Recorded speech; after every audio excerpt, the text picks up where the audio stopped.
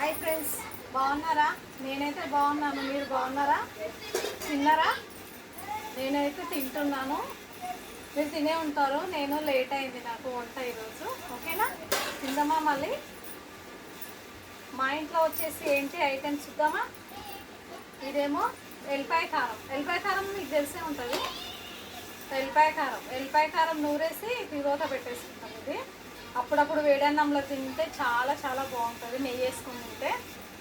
అందుకే ఇది కారం అన్నమాట. తర్వాత వచ్చేసి ఇది మష్రూమ్ చేశాను నేను ఈరోజు. Mushroom curry super mushroom curry చూడండి. చాలా రోజులకు మష్రూమ్ కర్రీ చేశాను. సూపర్గా ఉంటుంది, ట్రై చేయండి ఒకసారి. ఓకేనా, మళ్ళీ అన్నం పెట్టుకుందామా, రైస్ పెట్టుకుందామా? ఫస్ట్ కర్రీ వేసుకుందామా? మొగమల ఆడిపోతుంది మష్రూమ్ కర్రీ. సూపర్ ఉంది, స్మెల్ మాత్రం మటన్ కర్రీ లాగానే ఉంది మష్రూమ్ కర్రీ.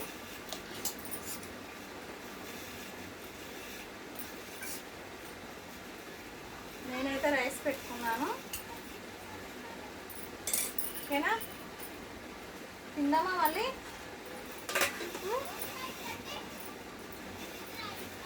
వేడి వేడి రైస్, వేడి వేడి మష్రూమ్ కర్రీ, వేడి వేడిగా వెల్లుల్లి కారం.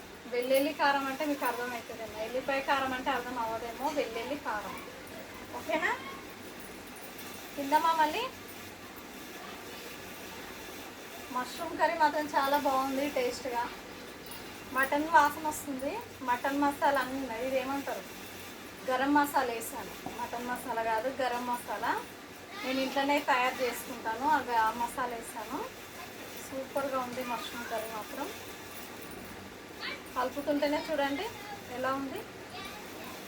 ఇంకా మష్రూమ్ వస్తుంది అంతా.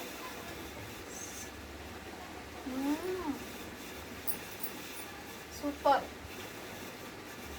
చాలా బాగుంది మష్రూమ్ కర్రీ.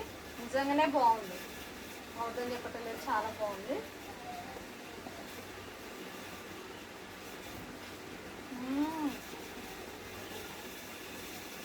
ఎవరైనా రాని వాళ్ళు ఉంటారు కదా, మష్రూమ్ కర్రీ చాలా ఈజీ చేసుకోవడము. ఇది నాకు చేయడానికి రాదు అని కొనుక్కోకుండా ఉండకండి. మష్రూమ్ కర్రీ మాత్రం చాలా ఈజీ. ఎలా అంటే ఫస్ట్ 2 యాలకులు వేయాలి నూనెలా. 2 యాలకులు వేసి చెక్క వేసుకోవాలి, ఇంకా తేజ్ పత్త వేసుకోవాలి, పత్త ఉంటుంది కదా బిర్యానీ పత్త వేసుకోవాలి. తర్వాత ఏముంది, ఆనియన్స్ వేసేసుకోవాలి. ఆనియన్స్ బ్రౌన్ కలర్ వచ్చేంత వరకు ఆనియన్స్ వేపేయాలి. వేపేసిన తర్వాత అల్లం పేస్ట్ వేసేసుకోవాలి. అల్లం పేస్టు ఇంకా తర్వాత పసుపు, ఉప్పు వేసేసుకోవాలి. వేసేసుకున్న తర్వాత అది కొంచెం వేగిన తర్వాత టమాటా కట్ చేసుకున్న ముక్కలు టమాటా వేసేసుకోవాలి. టమాటా కూడా కొంచెం డ్రై అవ్వాలి.